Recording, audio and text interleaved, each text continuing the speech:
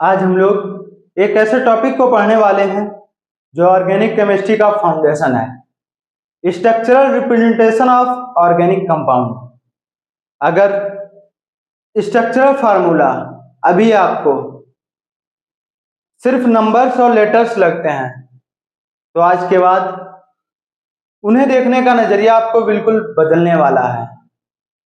अब organic compound को समझने के लिए उनके स्ट्रक्चर का विजुअलाइजेशन होना बहुत जरूरी है, चाहे वो लुईस स्ट्रक्चर हो या फिर उनकी कंडेंस्ड फॉर्म हो। ये हमें ऑर्गेनिक कंपाउंड के बिहेवियर को समझने में मदद करते हैं। जब हम लोग आगे बहुत सारे रिएक्शंस करवाएंगे वहां पर उनका मैकेनिज्म समझने में यही स्ट्रक्चर हमें हेल्प करेंगे। तो ऑर्गेनिक कंपाउंड को लिखने के अलग अलग 5 तरीके होते हैं। 1 बाय 1 यहाँ पर हम लोग अभी देखने वाले हैं। सभी तरीके आपको अच्छे तरीके से समझ आ जाएंगे। तो आइए पहले तरीके पर हम लोग चलते हैं।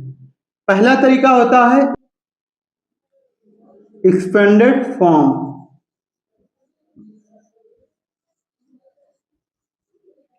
या फिर इसी टाइप को हम लोग बोलते हैं कंप्लीट स्ट्रक्चरल फार्मूला। क्या बोलते हैं?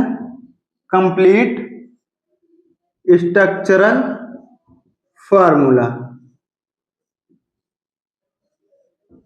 क्यों ऐसा बोलते हैं अभी आपको समझ आ जाएगा। आई होप अभी तक आप लोग केमिकल बॉन्डिंग पढ़ के आए होंगे, बस उसी का हम लोग यहाँ पर यूज करेंगे। ऑर्गेनिक कंपाउंड एक है मीथेन, जिसका फार्मूला आता है CH4। अब हम लोग केमिकल बॉन्डिंग में पढ़े हैं, जो एक कार्बन होता है ये sp3 हाइब्रिडाइज्ड होता है। कैसा होता है? sp3। मतलब ये यहाँ पर कार्बन 4 बॉन्ड बना सकता है। तो आइए हम लोग लिख लेते हैं। सबसे पहले हम लोग कार्बन को ऐसे लिख लेते हैं। अब ये कार्बन हम लोग जानते हैं 4 बॉन्ड बना सकता है। तो ऑर्गेनिक केमिस्ट्री में बॉन्ड को हम लोग ऐसे सिंगल लाइन से दिखाते हैं। तो हम लोग 4 ऐसे बॉन्ड यहाँ पर बना लेंगे और कार्बन के साथ 4 हाइड्रोजन लगे हुए हैं, तो हम लोग ऐसे 4 हाइड्रोजन लिख देंगे।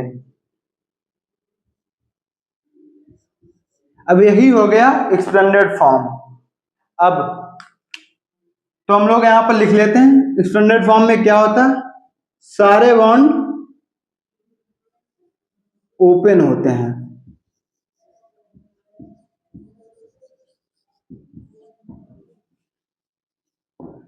और जो एक्सपेंडेड फॉर्म होता है या हम लोग बोल सकते हैं कंप्लीट स्ट्रक्चरल फार्मूला होता है, इसमें सभी एटम्स दिखाए जाते हैं और उनका बॉन्ड भी दिखाया जाता है। तो अभी हम लोग एक और एग्जाम्पल देखते हैं,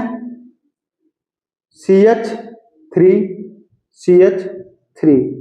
अब आपके मन में आ रहा होगा ये कौन सा ऑर्गेनिक कंपाउंड है या फिर इसका नाम क्या है।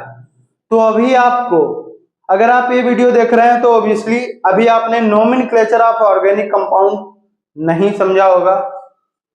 तो बिल्कुल अभी आपको दिमाग लगाने की जरूरत नहीं है कि इसका ऑर्गेनिक कंपाउंड का नाम क्या है, इसका नोमेनक्लेचर क्या है। अभी आपको सिर्फ इसका एक्सपेंडेड फॉर्म लिखने पर जोर देना है, सिर्फ समझना है। तो इसका एक्सपेंडेड फॉर्म कैसा होगा? सबसे पहले हम लोग ये जो पहला कार्बन है इसको ऐसे लिख लेंगे और ये जो दूसरा वाला कार्बन है इसको भी थोड़ी दूरी पर ऐसे लिख लेंगे। कार्बन कार्बन के बीच सबसे पहले हम लोग एक बॉन्ड दिखा देंगे। ऐसे आप एक बॉन्ड दिखा दीजिए। फिर पहले कार्बन पर देखिए कितने हाइड्रोजन लगे हुए हैं। यहाँ पर हम लोग देख सकते हैं पहले कार्बन पर 3 हाइड्रोजन लगे हुए हैं। तो ऐसे हम लोग 3 बॉन्ड बनाकर उस पर हाइड्रोजन लगा देंगे। अभी जैसा बताया था कि कार्बन 4 बॉन्ड बनाता है, यहाँ पर भी देखिए पहले कार्बन ने 4 बॉन्ड बना दिए। अब दूसरा कार्बन देखिए यहाँ पर भी 3 हाइड्रोजन लगे हुए हैं। तो हम लोग ऐसे 3 हाइड्रोजन दूसरे भी कार्बन पर लगा देंगे और यही इसकी एक्सपेंडेड फॉर्म हो गई, या फिर हम लोग बोल सकते हैं कंप्लीट स्ट्रक्चरल फार्मूला हो गया। अब एक और हम लोग कंपाउंड देखते हैं। ये दूसरा कंपाउंड था। तीसरा कंपाउंड CH3COOH। फिर से आपके मन में अगर इसका नाम जानने का मन कर रहा है तो आप अभी छोड़ दीजिए, सिर्फ इसका स्टैंडर्ड फॉर्म देखिए। जब आप इसका नोमेनक्लेचर देखेंगे तो वहां पर समझेंगे इसका नाम क्या होता है। तो इसको भी लिखने के लिए ये जो पहला कार्बन है इसको हम लोग ऐसे लिख लेंगे, फिर ये जो दूसरा कार्बन है इसको थोड़ी दूरी पर लिख लेंगे। इन दोनों के बीच बिना कुछ दिमाग लगाए हुए हम एक ऐसा बॉन्ड दिखा देंगे, फिर देखेंगे पहले कार्बन पर कितने हाइड्रोजन लगे हुए हैं। तो आप लोग यहाँ पर देख सकते हैं पहला जो कार्बन है उस पे 3 हाइड्रोजन लगे हुए हैं, तो हम लोग 3 हाइड्रोजन ऐसे दिखा देंगे। फिर ये जो दूसरा कार्बन है इस पर अगर हम लोग ध्यान दें तो 2 ऑक्सीजन लगा हुआ है और 1 हाइड्रोजन लगा हुआ है। अब केमिकल बॉन्डिंग में आप लोगों ने देखा ऑक्सीजन कितने बॉन्ड बनाता है। ऑक्सीजन हम लोग जानते हैं 2 बॉन्ड बनाता है, तो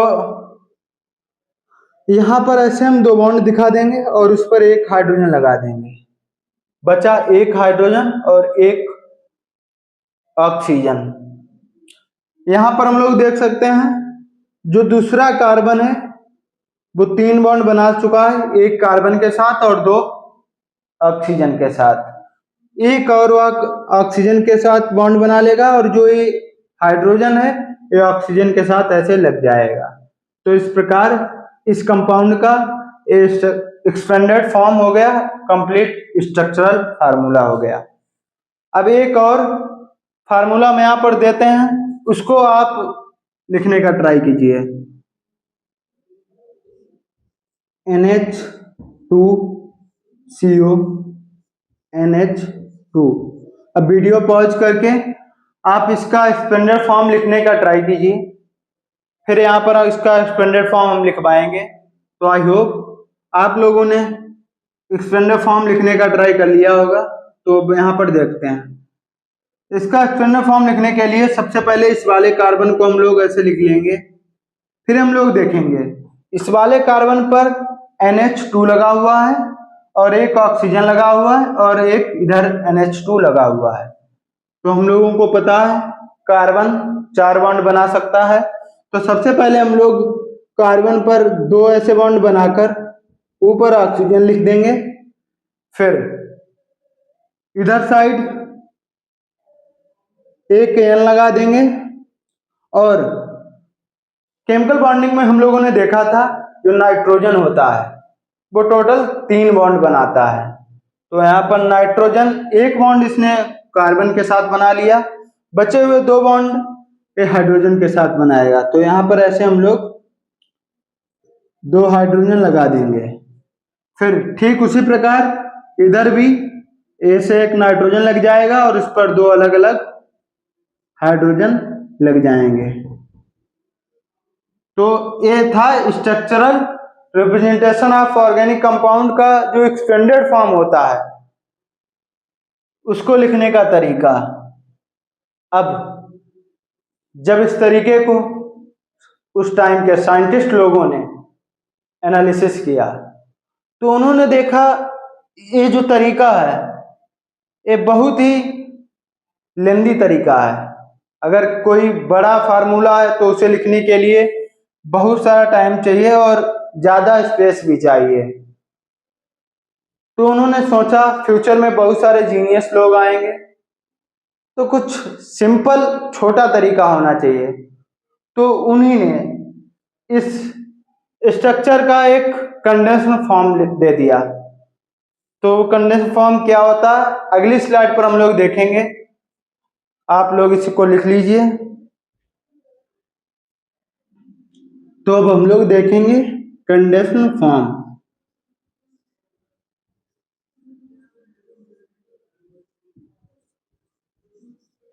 अब मान लीजिए एक हमारे पास ऑर्गेनिक कंपाउंड है CH3 CH2 CH2 CH3।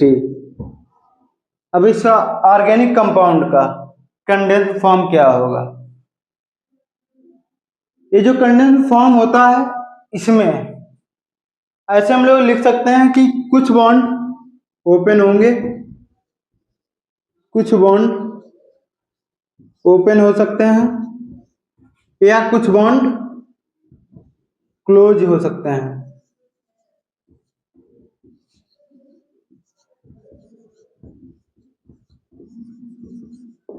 कैसे? इस कंपाउंड को ध्यान से देखिए। CH3 यहां पर है, फिर CH2 CH2 CH3 है। तो अगर इस कंपाउंड को हम लोग ऐसे लिख दें CH3 और जो CH2 है, क्योंकि ये लगातार दो हैं तो इस पे हो जाएगा होल ट्वाइस, फिर ये CH3 लिख देंगे। अब यही हो गया इस कंपाउंड का कंडेंस्ड फॉर्म। अगर आप बोलेंगे भैया ये जो CH3 इधर है और CH3 इधर है, इसको भी तो हम ट्वाइस में लिख सकते हैं, तो नहीं। अगर वो दोनों लगातार हों, सीरीज में हों, तभी हम उन्हें होल ट्वाइस यहाँ पर लिख सकते हैं, अदरवाइज बिल्कुल भी नहीं लिख सकते। तो इस स्ट्रक्चर का एक कंडेंस्ड फॉर्म हो गया। एक और हम लोग एग्जाम्पल देखेंगे CH3 CH2 CH2 CH2 COOH। इसका कंडेंस्ड फॉर्म क्या होगा? देखिए सबसे पहले CH3 को हम ऐसे ही लिख लेंगे CH3, उसके बाद यहां पर देखेंगे CH2 CH2 CH2 लगातार तीन है, तो तीनों CH2 हम लोग ऐसे एक साथ लिख देंगे CH2 फिर होल थ्राइस, और ये जो COOH ये है, ये हम ऐसे ही लिख देंगे COO और H। तो इस कंपाउंड का कंडेंस्ड फॉर्म हो गया।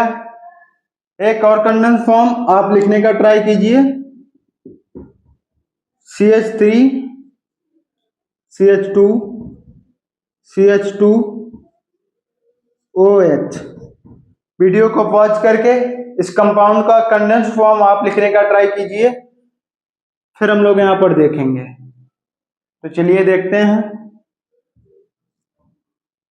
इसका कंडेंस्ड फॉर्म लिखने के लिए सबसे पहले हम लोग CH3 सेम वैसे ही लिख लेंगे जैसे वहां पर लिखा हुआ है। फिर हम लोग देखेंगे CH2 दो बार है, तो ऐसे CH2 लिख देंगे, फिर होल ट्वाइस कर देंगे, और लास्ट में जो ये OH है इसे हम लोग ऐसे ही लिख देंगे। तो ये हो गया कंडेंस्ड फॉर्म। अब कंडेंस्ड फॉर्म आई होप आप लोग लिखना सीख गए होंगे। इसके बाद एक फॉर्म होता है मॉलिक्यूलर फार्मूला। तो अगले स्लाइड पर हम लोग देखेंगे मॉलिक्यूलर फार्मूला क्या होता है, तो इसे आप अपनी कॉपी पर लिख लीजिए। तो अब हम लोग देखेंगे मॉलिक्यूलर फार्मूला।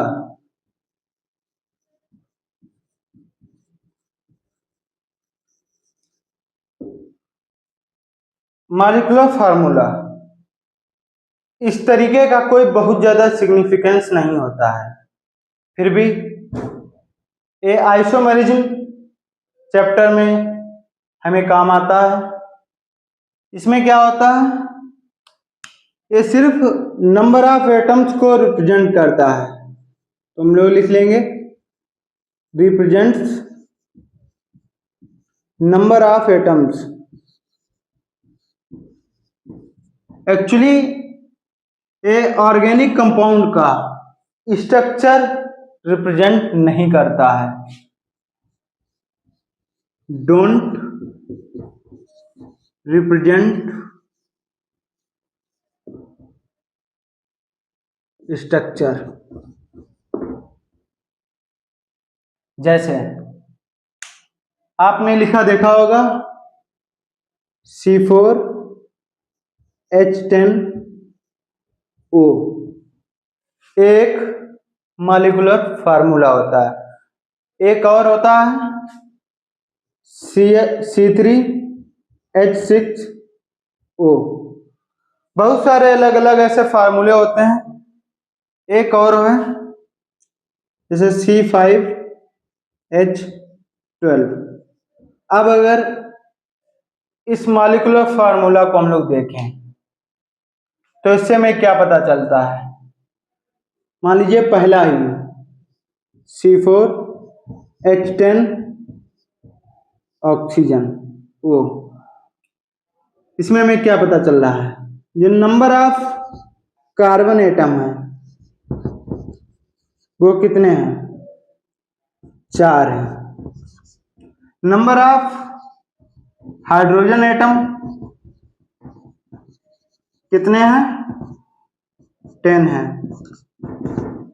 और ऑक्सीजन कितने हैं, 1 है। तो आप लोग देख सकते हैं मॉलिक्यूलर फार्मूला में स्ट्रक्चर हमें नहीं पता चलता है, सिर्फ नंबर ऑफ एटम्स पता चलते हैं, इसीलिए सबसे बेकार फार्मूला है। हालांकि आइसोमेरिज्म चैप्टर में कितने इसके अलग अलग आइसोमेरिज्म होते हैं वो निकाला जाता है, लेकिन इसका कहीं और यूज नहीं है, क्योंकि अगर एक हमें मॉलिक्यूलर फार्मूला दे भी दिया गया तो हम लोग एक्चुअल में नहीं बता सकते कि क्या है, कीटोन है या फिर अल्कोहल है, कुछ भी नहीं हम लोग ऐसे गेस कर सकते जब तक उसका एक फाइनलाइज स्ट्रक्चर हमारे पास नहीं होगा। तो आगे हम लोग बॉन्ड लाइन रिप्रेजेंटेशन देखने वाले हैं, जो सबसे ज्यादा यूज किया जाता है ऑर्गेनिक केमिस्ट्री में और बहुत ही इंटरेस्टिंग भी होता है। तो आइए आगे हम लोग देखेंगे।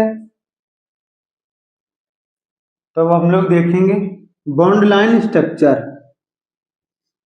Bond line structure organic chemistry में जो सबसे कॉमनली यूज किया जाने वाला रिप्रेजेंटेशन है वो यही होता है।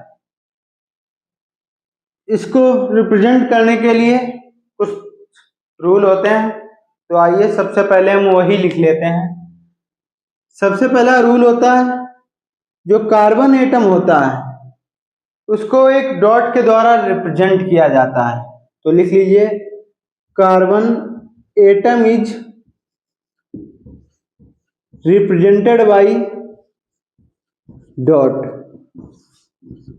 कैसा डॉट, हम लोग ऐसे एक डॉट बना देते हैं। फिर अगला रूल है carbon and carbon bond must be placed in zigzag form, या हम लोग बोल सकते हैं zigzag पैटर्न। कार्बन और कार्बन के बीच जो बॉन्ड प्रेजेंट होता है उसे हमें zigzag पैटर्न में लिखना होता है। अब zigzag पैटर्न में क्यों ही लिखना होता है अभी हम आपको आगे बताएंगे। तीसरा रूल है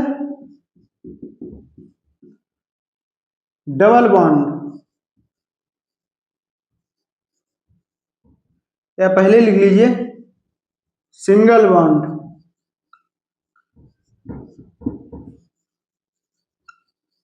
is represented by single line.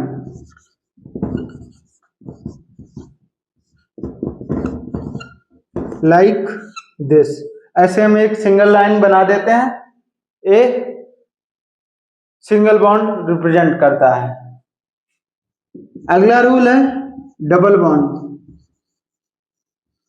Double bond is represented by double line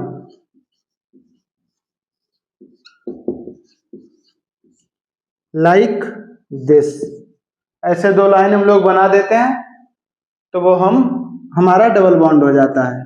अगला rule, triple bond is represented by triple line.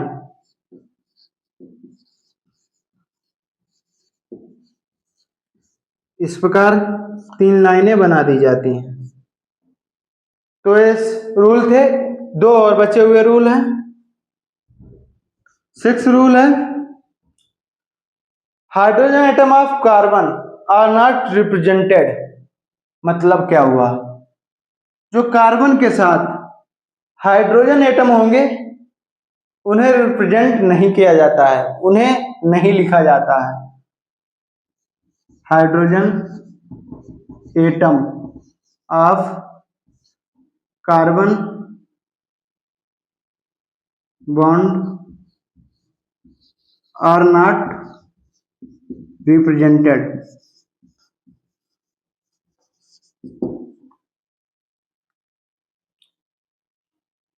अब 7वां रूल है, 7th रूल है, hydrogen atom of hetero atom are represented.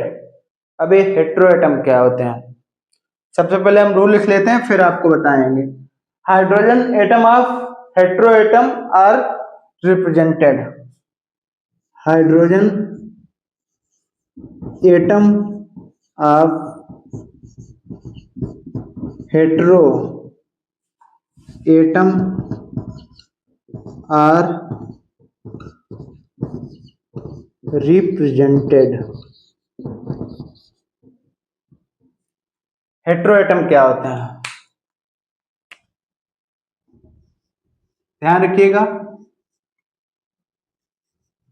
Hetero atom मतलब nitrogen, oxygen, sulphur या फिर phosphorus etcetera, ये हेट्रो एटम होते हैं। अब आप अगर बोल रहे होंगे यहाँ पर हेलोजन क्यों नहीं लिखा, जैसे क्लोरीन हो गया, तो आप लोगों को ये बात पता होनी चाहिए, क्लोरीन के साथ या मतलब जो भी हेलोजन होंगे उनके साथ आप कभी भी हाइड्रोजन को नहीं देखेंगे, इसलिए यहां पर हमने हेलोजन नहीं लिखा हुआ है।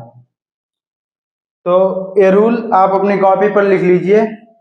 आगे अभी आपको बॉन्ड लाइन स्ट्रक्चर बनाना सिखाएंगे। तो आइए अब हम लोग कुछ एग्जाम्पल देखते हैं। पहला कंपाउंड दिया है CH3 CH2 CH2 CH2 CH2 OH। अब हमारे पास एक कंपाउंड दिया गया है, इसका हमें बॉन्ड लाइन स्ट्रक्चर बनाना है। तो बॉन्ड लाइन स्ट्रक्चर बनाने के लिए हम लोगों ने देखा था क्या करना है, कार्बन का हमें डॉट के रूप में रिप्रेजेंट करना है। अब आप लोग देख सकते हैं, इधर से हम लोग सबसे लेफ्ट साइड से शुरुआत करेंगे। सदा पहला जो कार्बन होगा उसको हमने यहाँ पर ऐसे रिप्रेजेंट कर दिया डॉट से। फिर उसके बाद दूसरा जो कार्बन होगा, अब हमें और बात ध्यान रखनी, जिगजैग के रूप में पैटर्न बनाना है, तो दूसरा हम लोग यहाँ पर कार्बन दिखा देंगे, तीसरा वाला यहाँ पर ऐसे फिर दिखा देंगे, फिर ये जो चौथा है इसे हम लोग ऐसे दिखा देंगे, पांचवा फिर ऐसे दिखा देंगे, 1 2 3 4 5 5 हमारे डॉट हो गए और इन्हें आपस में हम लोग जोड़ देंगे।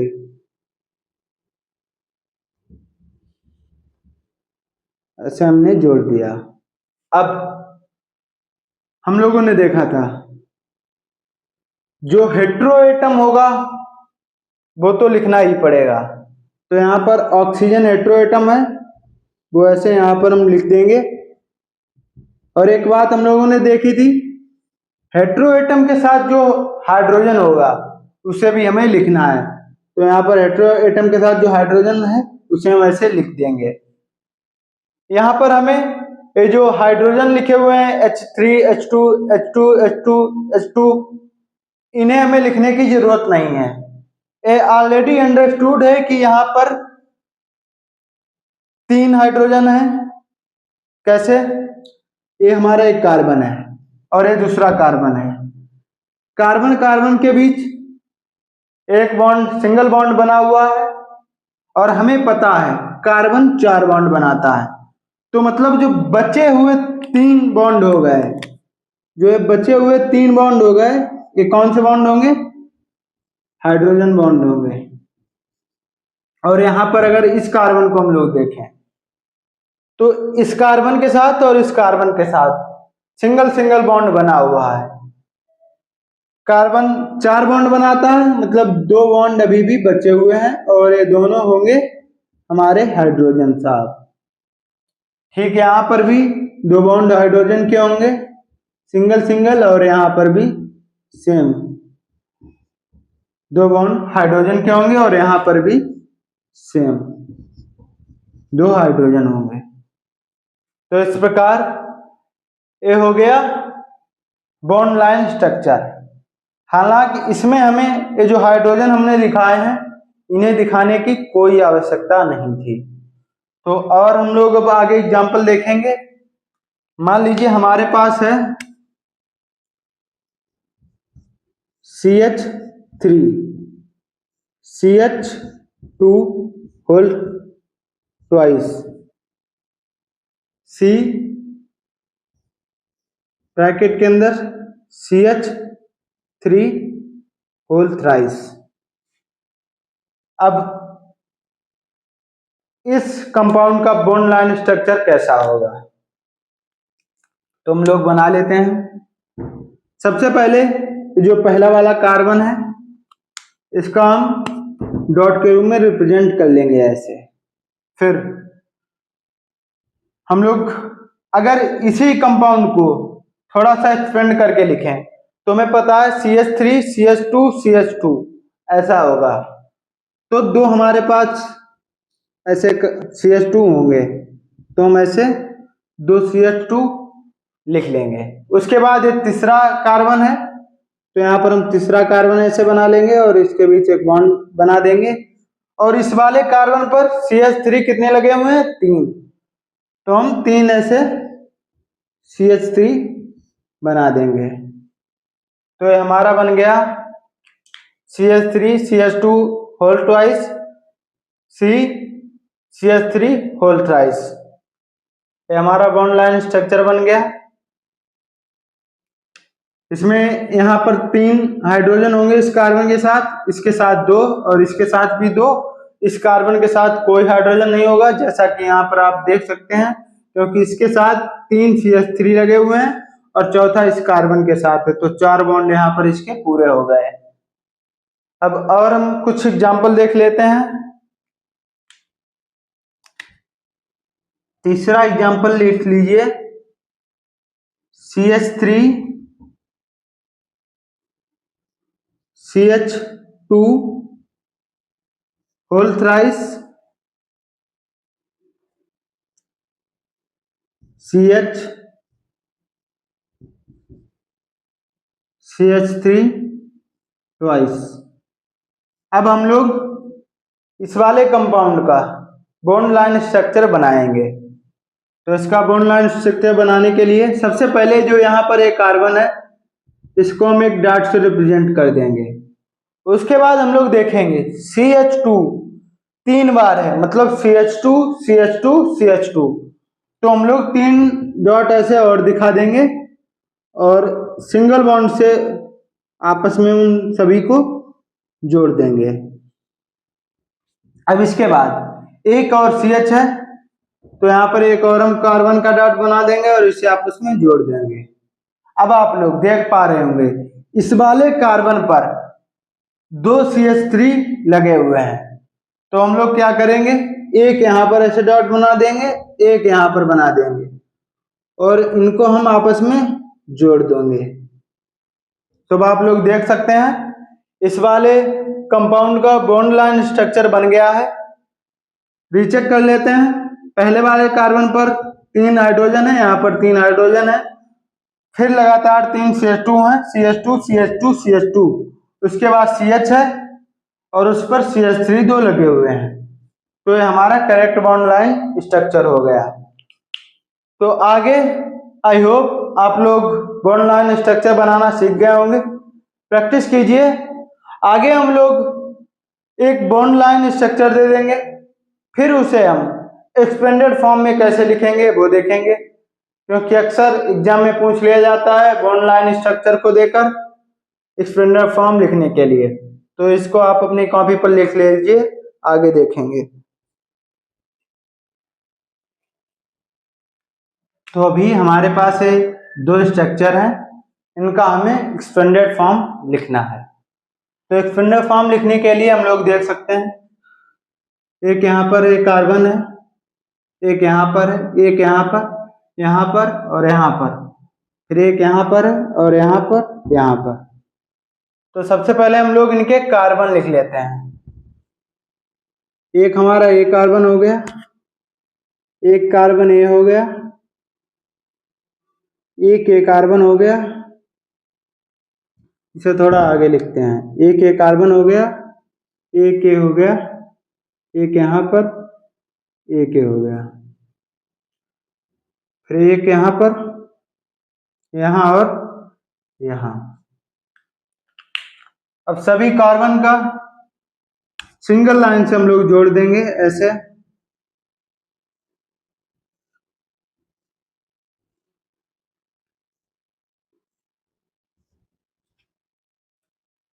फिर जो इस पे हाइड्रोजन है वो हम लोग दिखा देंगे। यहाँ पर 2 हाइड्रोजन होंगे क्योंकि कार्बन ऑलरेडी 2 कार्बन के साथ सिंगल बॉन्ड से कनेक्टेड है। सेम यहाँ पर 2 होंगे, यहाँ पर भी 2, यहाँ पर भी 2, यहाँ पर भी 2, यहाँ पर 1 होगा क्योंकि कार्बन ऑलरेडी 3 कार्बन के साथ सिंगल बॉन्ड बना चुका है, और सेम यहाँ पर भी 1 होगा, 3 यहाँ होंगे। अब सभी हाइड्रोजन को हम लोग लिख देंगे।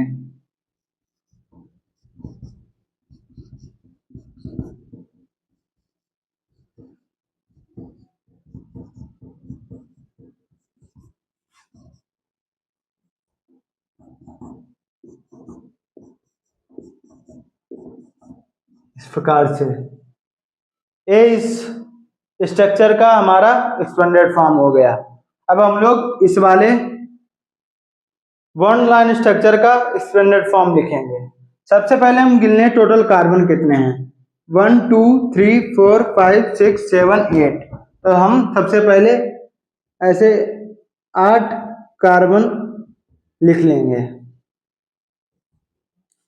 1 2 3 4 5 6 7 एंड 8। सभी कार्बन को हम सिंगल लाइन से ऐसे जोड़ देंगे। उसके बाद सभी की हम लोग वैलेंसी पूरी करने के लिए उस पे हाइड्रोजन लगा देंगे। तो पहले वाले कार्बन पर होंगे 3 हाइड्रोजन, दूसरे वाले पर होंगे 2, तीसरे पर भी 2, फोर्थ पर भी 2, फिफ्थ पर भी 2 एंड 6 पर भी 2 और 7th पर भी 2, 8th वाले पर होंगे 3। तो अब हम लोग हाइड्रोजन को यहाँ पर लिख देंगे। बहुत ही सिंपल है, बस थोड़ी सी प्रैक्टिस करनी है, आपको सभी स्ट्रक्चर समझ आ जाएंगे।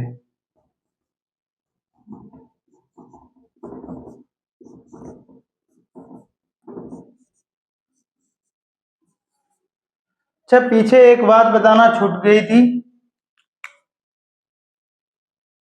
जब रूल लिखवा रहे थे बॉन्ड लाइन स्ट्रक्चर के, तो मैंने आपको बताया था आगे हम आपको एक्सप्लेन करेंगे जिगजैग पैटर्न में ही क्यों लिखना है। अब यहां पर हमने देखा 8 कार्बन एटम थे।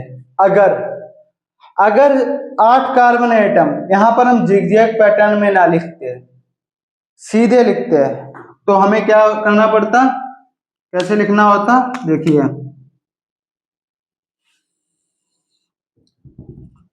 सभी जगह पर ऐसे डॉट बनाना होता, 1 2 3 4 5 6 7 एंड 8। अब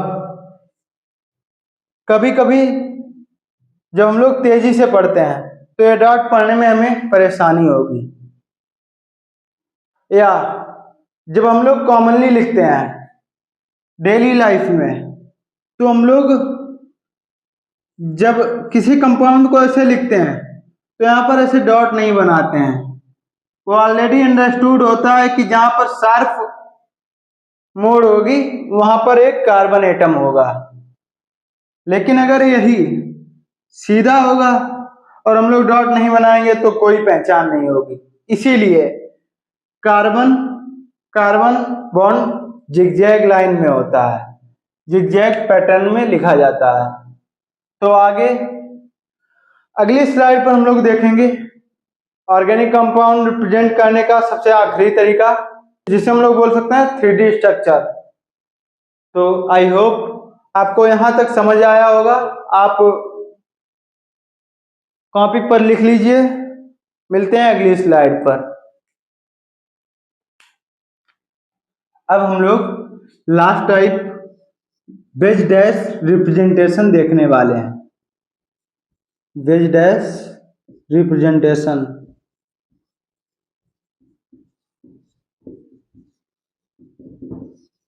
ऑर्गेनिक कंपाउंड को 3D में कैसे दिखाया जाता है, वही यहां पर हम लोग देखेंगे। एग्जाम्पल, फेमस एग्जाम्पल लेते हैं मीथेन।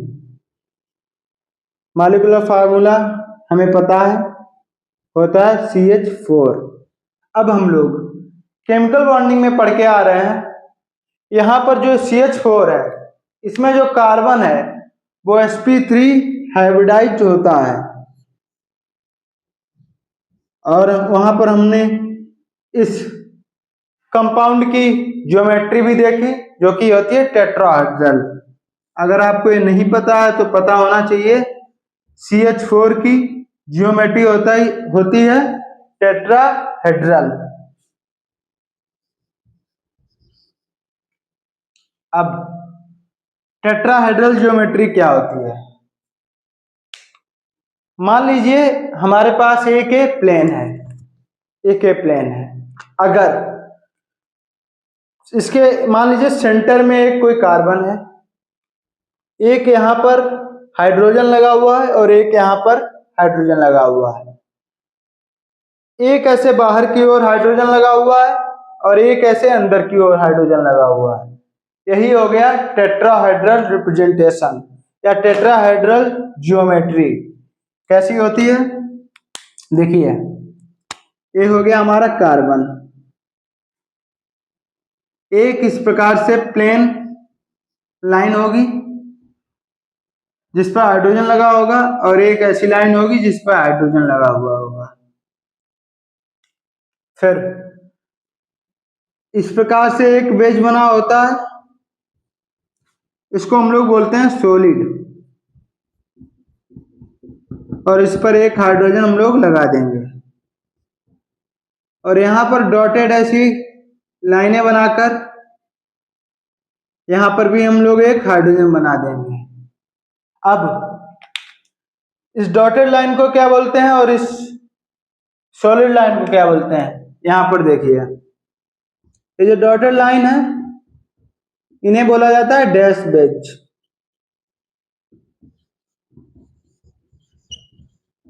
और जो यहाँ पर ऐसा सॉलिड बनाया हुआ है इसको बोला जाता है solid veg.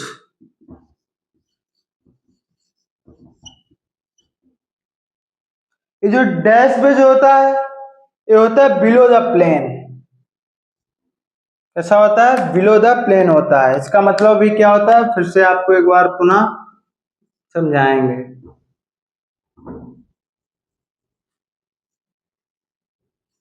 Below the plane, और ये सॉलिड वाला होता है अबव द प्लेन।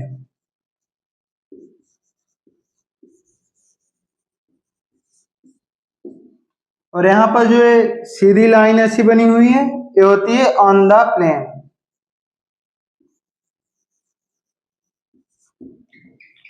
जैसा कि अभी आपको एक एग्जांपल दिखाया था, मान लीजिए हमारे पास एक प्लेन है, इस पर यहाँ पर एक कार्बन है, यहाँ पर एक हाइड्रोजन है, यहाँ पर हाइड्रोजन है। एक ऐसे बाहर की ओर हाइड्रोजन लगा हुआ है यहाँ पर, और एक ऐसे अंदर की ओर लगा हुआ है।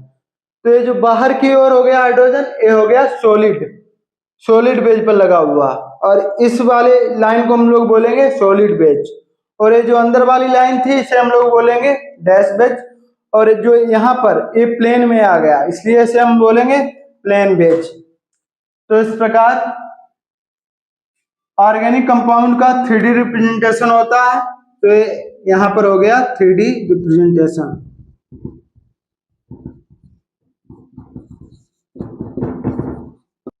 तो आई होप आप लोगों को structural representation of organic compound बेहतरीन तरीके से समझ आ गया होगा। बस अभी आप लोगों को प्रैक्टिस करनी है, थोड़ी सी प्रैक्टिस कर लीजिए, आपको पूरी तरह से सभी कंपाउंड के जो अलग अलग तरीके हैं वो समझ आ जाएंगे। धन्यवाद।